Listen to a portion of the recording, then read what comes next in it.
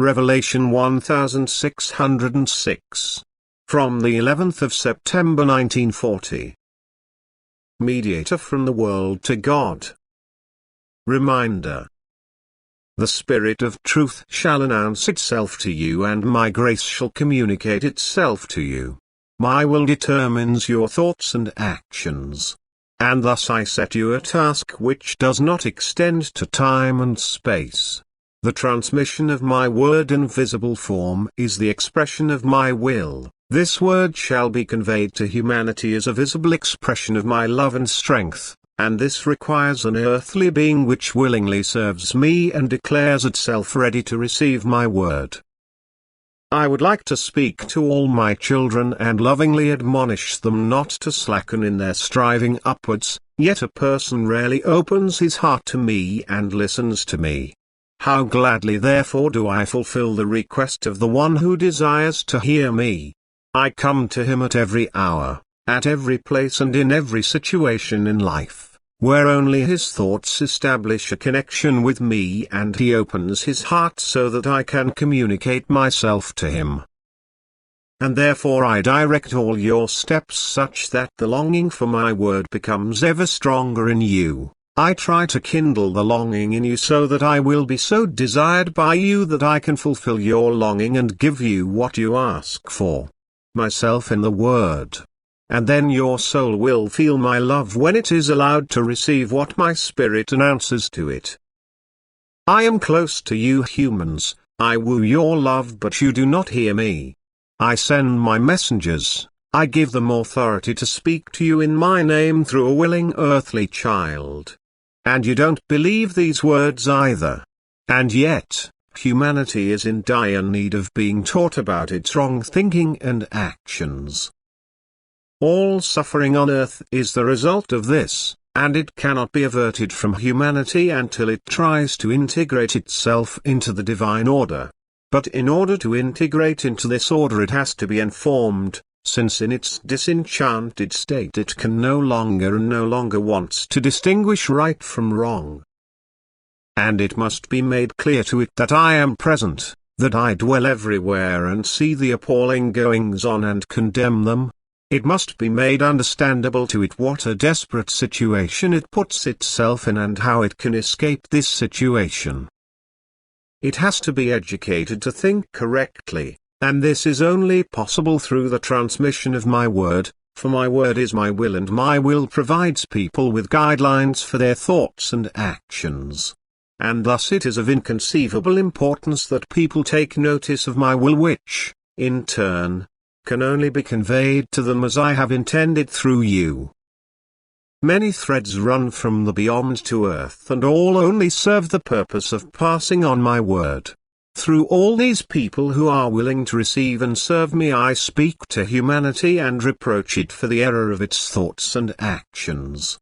And again, there are only a few who listen to my words and recognize me as the giver of them. Only a few feel my love and give themselves to me, asking for my grace. And these few shall work for me, and I will not let them call in vain, and am constantly close to them.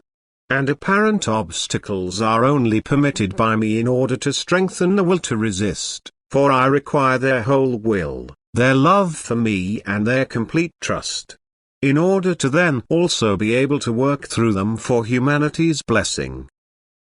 I require human will which submits itself to me, for I can only speak through human mouths and inform people of spiritual activity. Provided this is acknowledged, it is considerably easier to teach them right thinking, yet people of the present time don't acknowledge much spiritual activity, and therefore my will has to be proclaimed to them through the mouth of a human being. And this is my love's surest sign that my words will never run dry once they have been desired by an earthly child. I take hold of anyone who serves me with all love and help him to fulfill his earthly task. Yet I never force the will. The human being must desire me with complete freedom and strive to be of service to me. For then his heart will be willingly open to me, and he can hear my voice and will be blissfully happy if my word sounds brightly and clearly in him. And that is enough for you to know that my voice will sound ever louder so that it will penetrate the din of the world. I will give my servants on earth the strength to shape themselves in such a way that they can hear me, provided they speak of me and my name. Then I will speak through these servants myself and give my words emphasis through actions carried out by those who are my servants in truth, who desire my spirit and stand in my love. And still the world will not be forced to believe, but all who are of good will recognize me and henceforth shape their lives according to my will. And thus proclaim my word to people with great joy, and know that I erect a protective wall around you and will not let any harm happen to you as long as you willingly serve me. My love certainly takes care of all people, but it especially protects those who sacrifice their lives to me and strive to do what corresponds to my will. And every path is marked out for you and you walk it as it serves the great work of salvation, which you consciously join. And therefore don't be discouraged if earthly life seems oppressive to you, for in order to shape yourself according to my will hours of inner gathering are still necessary, and these must be longed for with all your senses. You have to fight for that which brings you inconceivable blessings. You have to be willing to renounce every comfort of life in order to only be able to serve me, and only when the desire for my voice has become so great in you that you give up everything else for it, can I enter your heart in all fullness, and then I can work in you and through you. The degree of love in you determines the extent of my working of love on you. If you give everything, then you exchange me and my love for it. And thus it should be easy for you to renounce earthly pleasures and seek compensation for them in my love. The world really needs mediators between itself and the Lord of creation. It cannot find the path itself and can no longer hear my voice. Thus people urgently need people of a higher degree of maturity who receive my word from above and convey it to those who don't want to or cannot establish the connection themselves. And anyone who offers himself for this mediator's office I want to bless on earth as well as in the beyond, for his will contributes towards the redemption of countless erring souls and helps to build up the divine and to turn hitherto material thinking towards the divine.